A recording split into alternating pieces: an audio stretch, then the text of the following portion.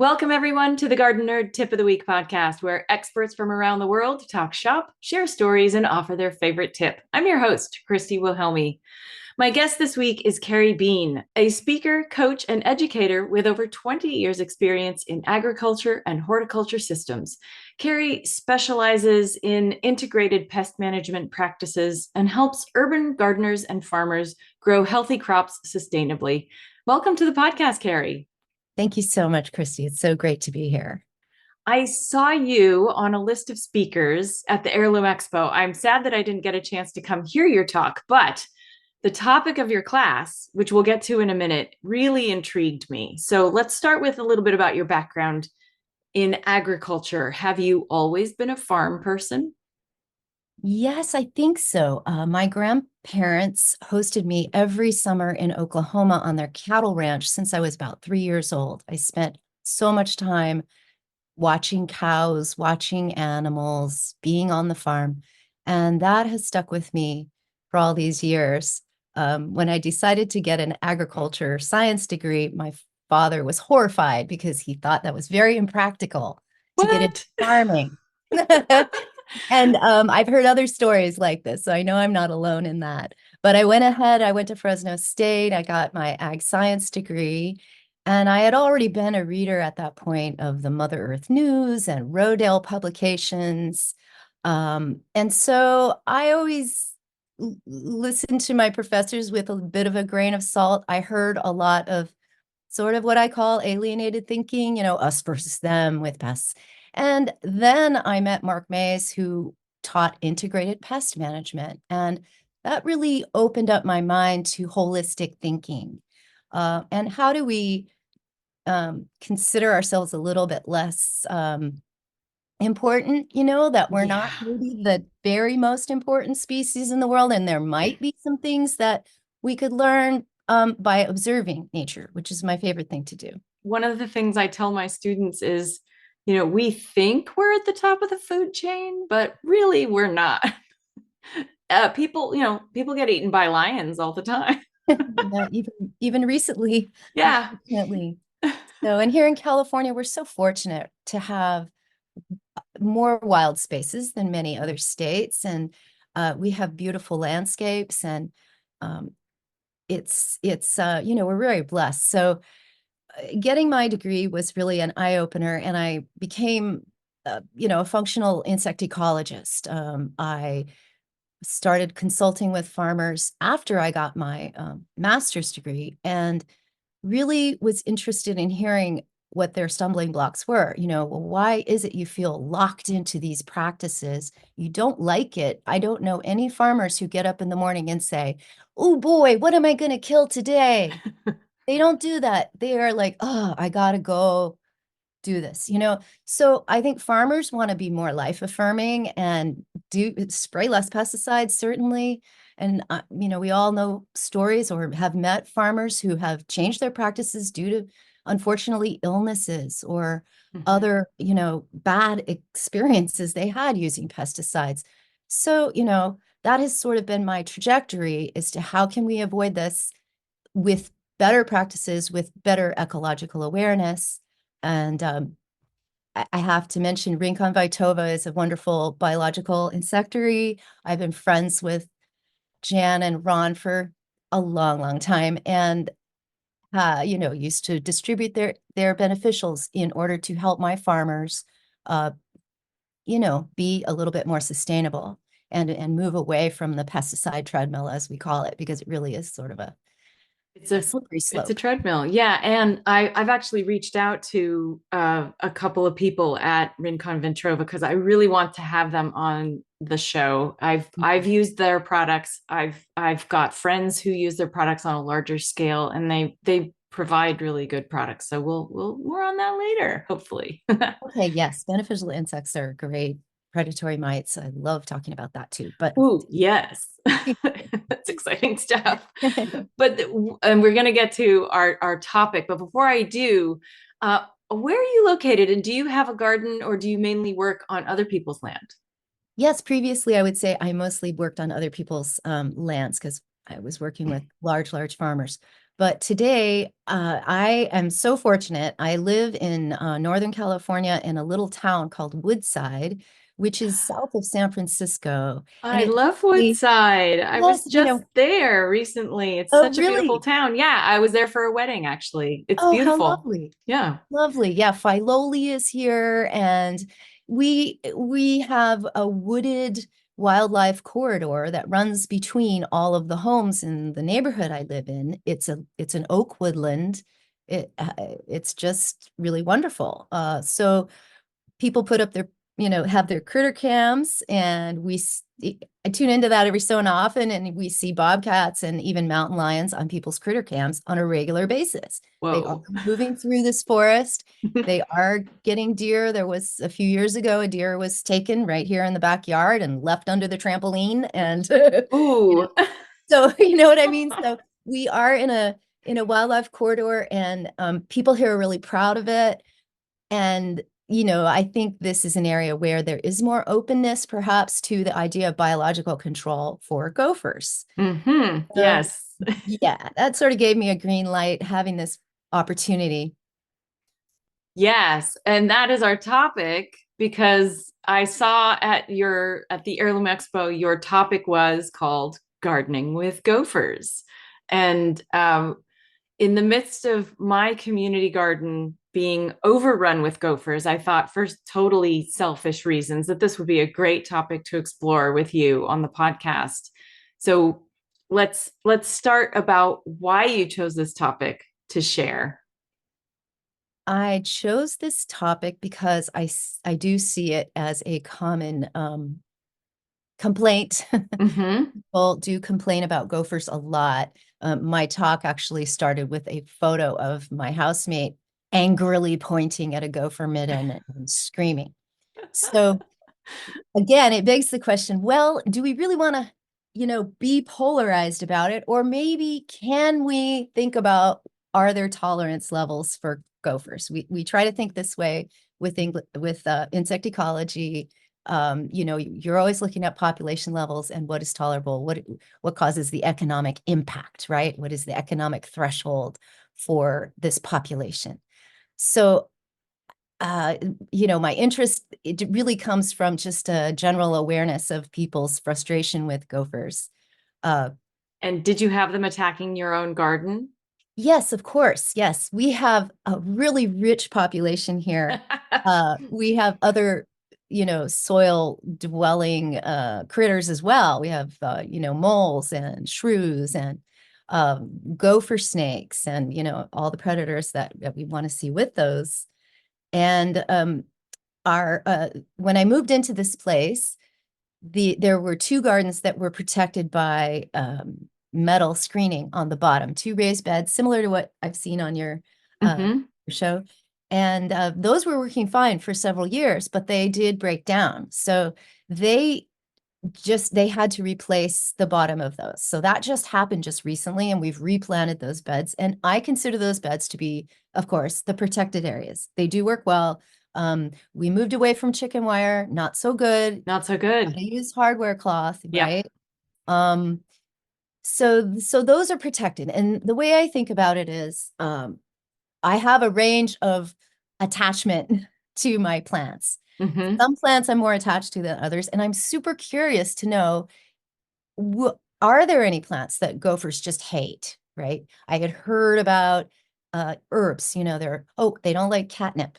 Well, is it that they don't like catnip, or is it because the cats are all hanging out right there, right? Right, It's always right. my question. And then other herbs as well. I've never seen them attack lavender or any of the strongly scented herbs like rosemary, Mm-hmm. but I just lost an orange thyme the other day. Oh, okay. So the So experiment continues. it is. I call it the co-creative succession garden. I set it up deliberately unprotected so that I could observe. And Ah. that is my area where I have sworn to be unattached no matter what dies. It's been tough. The first year I thought I was not attached, but I Oh. was, and I lost uh, moonflowers and some lovely ornamentals that I miss, but You felt it. I felt it, but I know I need to protect those now, right? So Okay. I think, I'm creating a space for learning first. Nice. So let's talk about what are some of the common behaviors or traits that gophers have that people should know about when it comes to prevention or protection. Protection.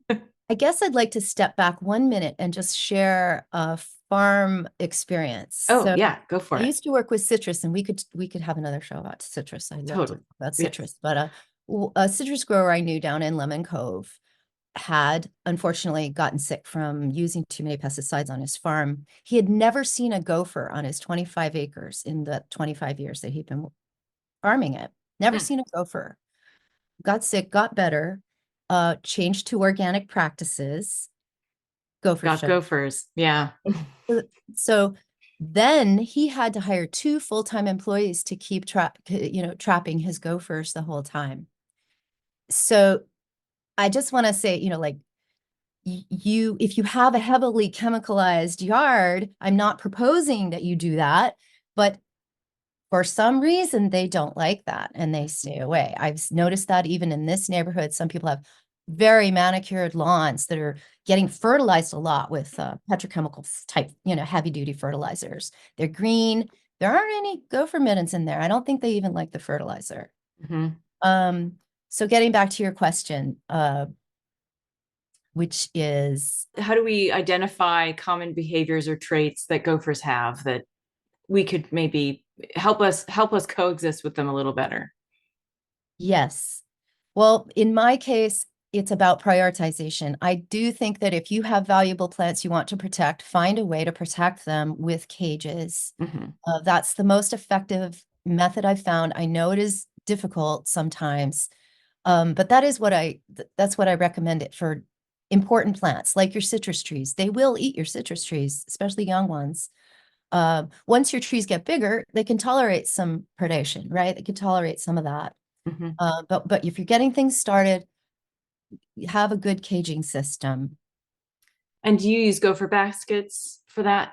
I have tried a variety of different brands of gopher baskets, and I am amazed by the variability of quality that you find. I Okay. had a picture in my talk of, I think, 3 different brands. Some of them are very flimsy, just lightweight type metal, and I think they might last a year. But if you're going to go to all that trouble, either make good ones, I would say, especially for a permanent planting, use your own wire. Get some good hardware cloth. It's a little harder to work with, but you can use tin snips and you can create a basket. The way my partner does it out there is he actually digs the hole and then just lays the hardware cloth in there. So it's not so hard. It's not like you're trying to make a basket and then make the hole fit the basket. You Yeah. make the basket fit the hole. And for those who aren't familiar with hardware cloth, it's a stupid name for what it is. It's welded wire mesh, and I prefer the 1/2 inch welded wire mesh over a 1/4 inch. Is that your preference as well? Exactly. Yes. It's a Yeah. little easier to work with, I think. Yeah. 1/4 inch also can cause some compaction in the soil because there's not as much permeability and Mm. roots can't pass through as easily. So I think that's just better to go with 1/2 inch. Yeah, that's a good point. So, in terms of their behavior, I've heard different things. They run 2 feet underground, they run closer to the surface, they run deeper than that. What is your experience with gophers? What do they like to do? Here in Woodside, we have pretty compacted soils. They're serpentine soils, and we get these patches that are poorly draining. Mhm.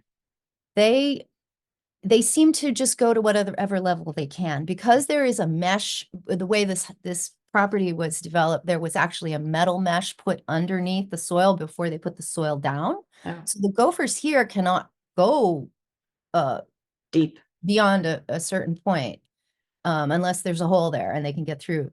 Mhm. So I'm noticing that they're within about the first 2 feet. Mhm. Their behavior is that they tend to be solitary, which is kind of hard to imagine, but they don't get along with each other very well. Right? They only get together to make families, and then they go their separate ways again. And apparently, it's pretty rare to see males and females in the same burrow.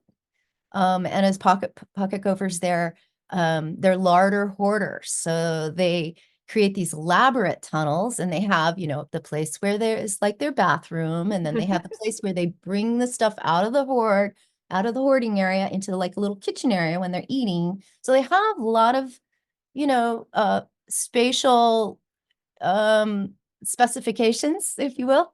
Yep. And they're quite organized that way, apparently.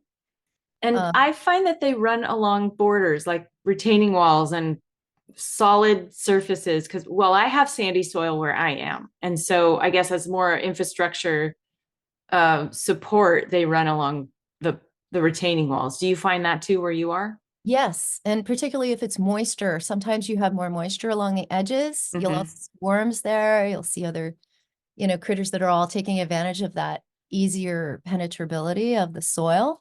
So they definitely do that. I mean, just like us, they're looking for the easy way through. So they love moist soils. And that's the other thing I was always thinking about when I first started this experiment is, okay, well, I'm obviously affecting their behavior by watering. What can I grow that needs less water, that might have a denser root system that doesn't, attract them? And that would be Hmm. another way of thinking about it.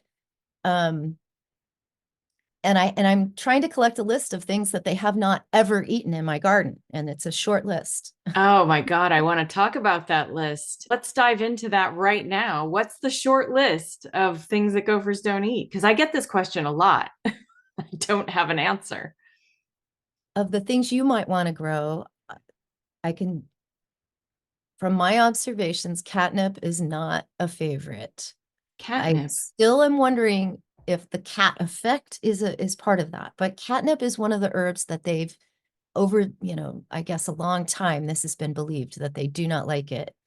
So far they haven't eaten it. They've completely eaten around it. They ate an orange thyme that was right next to it. So, Hmm. and that's a aromatic plant. So it's not so simple as they don't like aromatic plants, because apparently they do not mind some of them. But Yeah, and I was shocked to find leeks and onions being pulled under by gophers. I thought for sure those were too stinky for them, but then I watched one like wiggle in front of me and disappear down a hole. I was so angry. my very first experience with gophers was with a whole field of red onions that I grew at the community garden at Davis when I was a student. And I was just about to harvest. They were beautiful. They were magnificent red onions. And they were, when I showed up, not just one or two, I mean, the Like the entire whole row patch. Yeah. completely gone. It was like he said, okay, let's all do this. How could one Mhm. gopher eat that many? I couldn't believe it was one gopher. So So sad. they do like alliums quite a bit, Yeah. apparently. Um, And so is catnip the only other okay, thing on the so list? people will laugh at this because a lot of people don't like kale. Well, apparently gophers are not super fond of kale. I have kale growing everywhere. I had it as part of a cover crop mix that we put in our field, and I noticed that it just doesn't get eaten, whereas they're eating the grasses around it, Interesting. It's another reason I leave some of these unsightly grasses that people are like, well, there's weeds in your yard. I'm like, but that's the food source for the gophers. They actually really seem to prefer things that were already here, and if you take those things away, then yeah, for sure, then they're going to eat your other Yeah. stuff.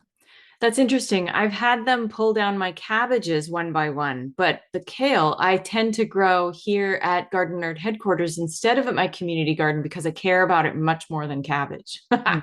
But Uh, interesting. So kale. All right. Anything else on that's that my list? experience. Hmm. I also have borage that they're not eating.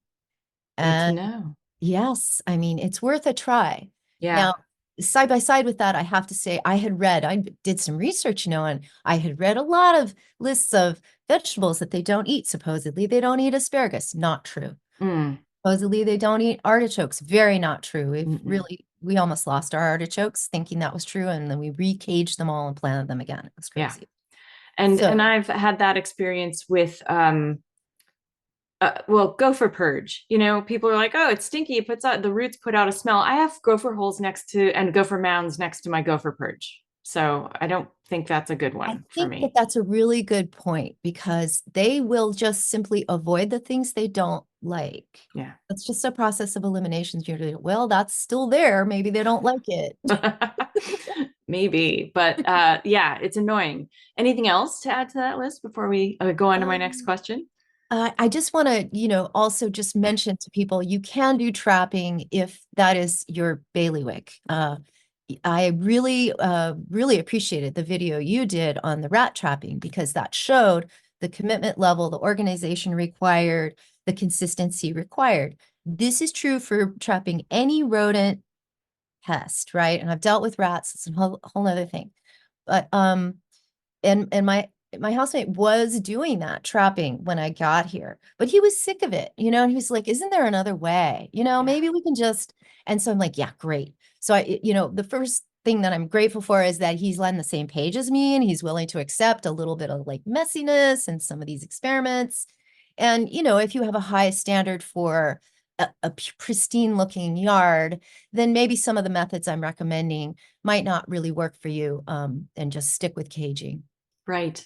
So let's move on to your term co-creative stewardship, which is what you talked about in your talk at the Heirloom Expo. So let's dive into this. What does it mean to be co-creative? And how do you garden with gophers? I think most people just want to kill them. Is that your approach? Or I mean, you've already expressed that you kind of have a middle of the road approach with them. I refer to the native people here, and I meant to mention at the beginning of this talk that we're in the area of the Ramtushaloni, who lived very closely with the land here. This area was populated very, strongly with folks that are still around, actually. We think, oh, talk in the past tense, but no, the native folks are still here. Mhm. And they lived in harmony with nature, and they used the gophers as a food source when necessary. They're an indicator species that tell you other things about what's going on with the land. So as you travel through, you might see gopher middens here or there. You might stop and camp there. My friend Daryl Babe Wilson, who's a Pitt River teacher, used to share stories about his people when they travel through an area. They give the little kids sticks, and the kids, when they stop to rest or get ready to go to a new place, it, say, okay, kids, look at all these gopher middens. You guys go get the gophers. And the kids would go, and that would give them something to do. And they'd have a campfire and they'd eat some gophers and then, move on. So they were really respected as part of nature, and they weren't seen as a problem because people, of course, were mostly hunter-gatherers and not farming, so they weren't threatened in that sense. But I think it's time for us as humans to really kind of reclaim our place, um, and let go of this idea of dominion, right? Yeah. Some people like the term stewardship, and I prefer that. And we're all part of this creation. The animals are our elders. They're our Right. elders and our kin. These gophers have been working on this a lot longer than we have. So we really need to pay attention to the lessons that they provide, and learn from their patterns. How can we coexist? Yeah. They're part of the soil food web too. So Absolutely. And it's really important actually to mention how critical they are as what they call them ecosystem engineers. nice. I Like love kind of like that. beavers, right? So beavers are doing this Exactly. functional engineering that they're Yeah, they're superior disruptors, right? Mhm. We're disruptors as a We species. We so should think are. of ourselves as that. And these animals also have a significant role as disruptors in a balanced way in the world. So I really, I come from that co-creative place because the other thing I've done is visited Findhorn in Scotland, which was a wonderful place of experimentation again with how do we co-create with nature. And Eileen Caddy was one of the founders of that. And she had a great, point that she was saying, you know, people thought everything started with the garden, like, what did you do? How did you manage it? Da, da, da, da, da. But she's like, no, actually, it comes from as she called it, the still small voice within. That first you have to tune into that. Then you can be open to being in co-creation. But if you're still in your place of domination, you won't ever get there. So it's my practice to try to be more humble and try to be a better observer so that I can work within the systems rather than just try to lord over it. And so what does that look like in terms of practical application? What do you use on your property to kind of co-create with them? There are a few things that I'm doing that are a little unorthodox. I'm calling this gopherneering or gopher engineering with the unprotected area that I'm dealing with here. I'm looking out at it right now. The gophers do what they want, and then I get my shovel and I grab the middens off the top and I use that to mix soil. So we have I do a 50-50 mix with compost, some that we make, some that we have to get because we don't make enough. And I mix that 50-50 and we use that in our container gardens. And I use it to build the beds back up because I'm making a bed. One thing I think of is, we make lines. Humans, we're always going, how do I get from here to there? Everything's linear. How do I make a line? And I'm asking, okay, I make lines, but nature makes spheres in response. Mm-hmm. And so my line out there is this bed that I created, but I'm saying to the gophers, okay, you guys, this is what I want to do. Let's work together on this. So they're doing their thing, and I'm just getting my shovel, making more soil, building the beds back up. So I create, there are some gullies that have formed, but there are also new patches where I can grow herbs. I'm going to be trying chamomile because I think that they don't like that. Okay. Earlier. So this is one thing that I'm doing that's a little unorthodox, and it's a way of trying to work with them. So when I get my shovel and I get those middens, I say, thank you, gophers. Thank you for this beautifully tilled soil. And that's the other thing. I'm not an anti-till person. I think gophers have it right. I mean, they are creating so much friable natural soil. It's got all their body oils all over it because when they're tunneling, that soil's all over them, under them, past their tail, then they back up, they go over it, and apparently around over 50% of what they're tilling up stays under the ground. We see the little midden, but most of that activity, and looseness is under the ground. Right. They're aerating the soil and creating air pockets for oxygen flow. And now Right. you're using the word middens. Is that what you mean for mound? Or is that what Oh, the mounds, mounds. the Right. mounds? Yeah. Mounds. Middens. I have not heard that term before. I That's think interesting. middens, maybe that's more appropriate for like earthworm middens. Ah, Yes. okay. Got it. Earthworms, you're right. They're called mounds. Well, it's interesting, and it's just not a term I'd heard before, and I wanted to mention it. So, Okay. okay, so they're keep going. They're digging their Um, tunnels. You're working with The them. other You're thing that's using. happening, yeah, as ecosystem engineers, they are providing food sources for a lot of other animals. So when they push that soil up, they're not taking the worms out. The worms come right up with it. And then if you look in the morning and get up a little bit early and you see all the robins and the juncos and the chickadees and all the birds that eat insects and worms are out there foraging on those middens every Mhm, morning.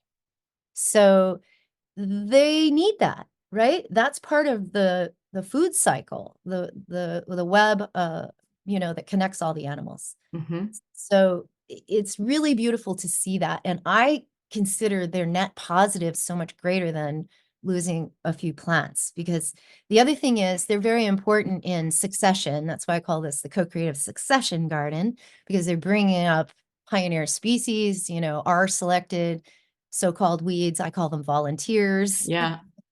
from deep in the soil. And from what I understand from local ecologists, our soils have these deep reservoirs of seed banks that can be hundreds of years old. And these gophers are, cycling these seeds, which is super important. And if you look at an area where nobody's bothered the gophers, you'll see, sure, there are some blank spots where the gophers have eaten some plants here and there, but the plants come right back, right? Because there's this beautiful tilled surface, all the seeds are right there. They basically are creating seed beds all the time. Mhm. It's interesting, and I feel like the you know the the whole point of protected areas. I say a lot to people, like if you want to grow food, you have to protect your crops. So because gophers are mostly underground, although I've seen one come above ground and then have trouble. It was a baby and it couldn't find its way back down again. I was like, I don't know what to do here. um, I feel like, for above ground stuff, we're using floating row cover and bird netting, and for underground, we're using hardware cloth and gopher baskets. Is there anything else you use to deter or protect your plants with? We are trying to encourage the biologicals. So the native animals that hunt them, they're encouraged to do so. And I have a video of a great blue heron eating a gopher in the garden. I'll send it to you. Okay, I want to see that. I know It's it's gross, but I totally want to see. rather small one, but they will stand like statues in the yard for hours waiting Mhm. for their moment. And then if you catch it, it's fabulous. That is, we'll talk about more about this in a minute, but I want to go back to, because you did say, trapping is an option, and I, believe it or not, I caught my first gopher this week. I've always outsourced the big job, so to speak, and I tried out this product that's called Gopher Hawk, and it's a kind of a spring loaded stake that you put in the ground once you've discovered a tunnel. Which, for the sake of saying this, I had the hardest time finding a tunnel because the gophers keep backfilling. So it's kind of hard to find their intricate way of going through. So I did find a tunnel, and I put the gopher hawk in there, and it trapped. I got one. It was a baby. And my technique is to put the dead body back down the hole, because it sends a message, because they're very sensitive, I guess. And so, are you familiar with traps that, do you have any favorite traps that you like? The gopher hawk, I have heard of it. I have not tried using that, Mhm. and it does seem like a good one. From your experience, it worked. The Maccabee trap is the one that's the standard that most people use, and then there are all these spin-off ones that have different names. I also was looking at whether there are non-lethal traps, and some people have tried using a box trap, which I don't think is very practical at all. Mm-mm. Apparently, they are attracted to peanut butter. What animal doesn't like peanut butter? Right. But to get them to come above ground to go into a box trap, which also could catch ground squirrels or cats or whatever other animals, it's just trapping can be really time consuming, and it does take a skill set and a level of patience that I must say I don't think most people have those Yeah. skills or desires. They hate gophers, but how much, you really have to put a lot of attention into trapping if you want to get them all that way. And again, they do have positive effects in the environment. So how can we balance that? I wouldn't dissuade anyone from trapping if that's what you can do. Just Yeah.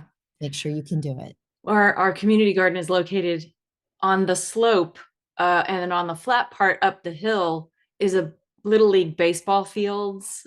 So they live up there, and they come down to the garden for snacks, and so we kind of live with this all the time. And so for me, it's about not so much eliminating. We'll never eradicate, so there's no point in trying, but to reduce the population, catch one, it sends a message that at least buys you a season where they're not going to, because it takes a while, I guess, for those solitary creatures to find, you're like, oh, this one's available. Nobody's living here, right?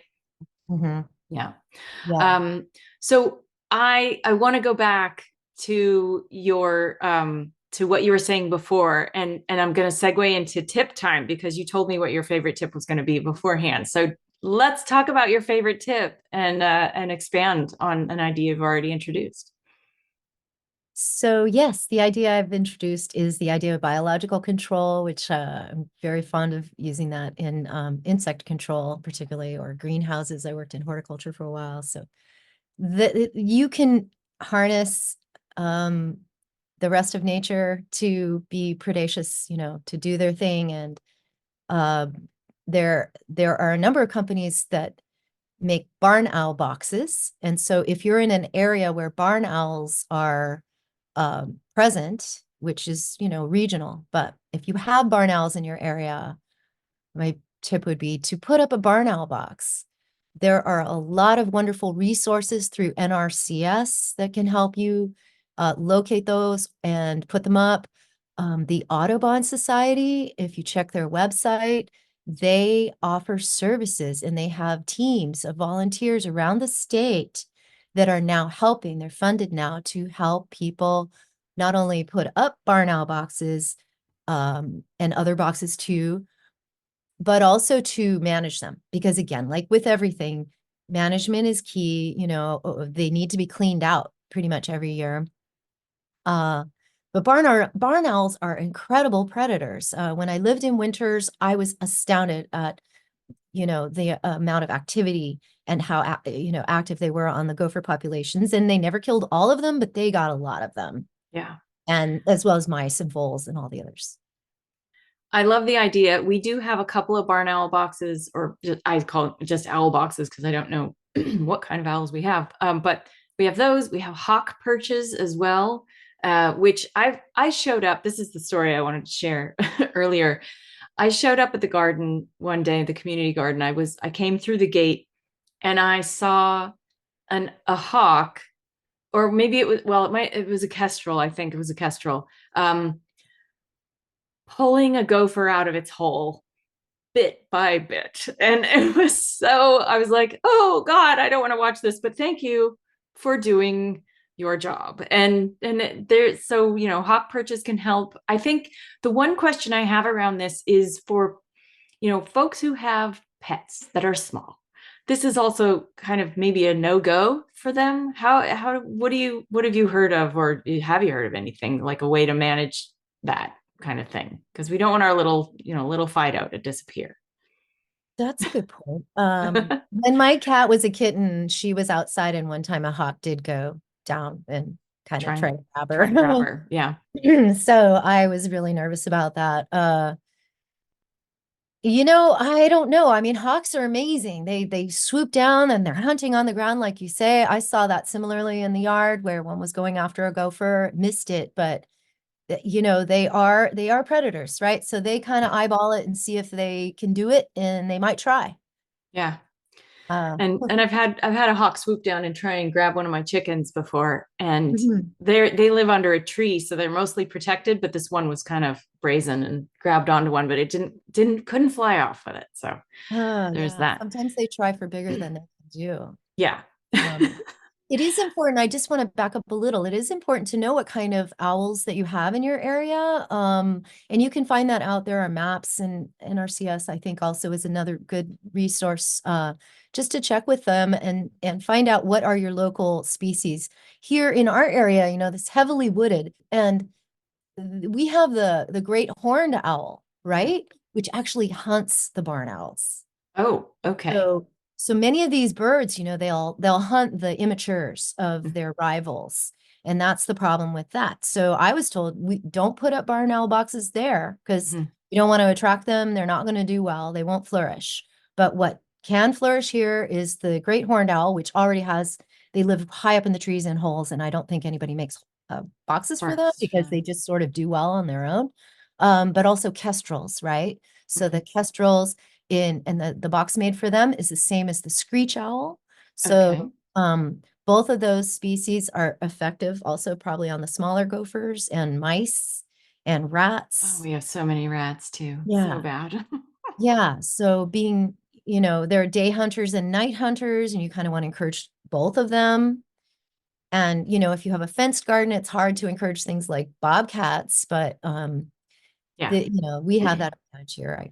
I don't want to brag, but Nice. Well, the whole point, I guess, is building up your ecosystem so that it includes a diversity of creatures that some of which hunt others in the system, right? yes, it is. It's nature, and it can be violent, but Yeah. trapping is violent too. So, we're just another animal, and we're trying to coordinate here. Yeah, it's always challenging to talk about food chain stuff because I feel like, I mean, I've been vegetarian for 30 years, which is one of the reasons why I've only caught my first gopher recently, because it was such a horrible gopher year. I needed to do something. And It's part of gardening. And I think that's hard for people to grapple onto, sometimes, but we don't live in a vacuum, right? We're part of the planet. And so we Right. have to And, coexist. even plants are not vegetarian. That's right. That is true. Well, Yeah. thank you so much, Kerry, for being a guest on the Gardenerd Tip of the Week podcast. Where can people find you online? Thank you so much. This has been a lovely, fun conversation, and I'd love to continue it with anyone else who's interested. I am blogging at kerrybeane.com, KerryBeane.com.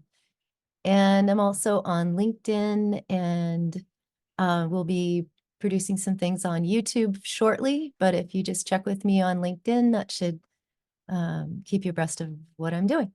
Great. Thank you so much. All right, garden nerds, you'll find a link to Kerry's website at gardenerd.com. We'll also post a link to her blog and a fun little bit about seed balls that you can check out. That's it for this week. Subscribe to this podcast on Apple Podcast or wherever you listen.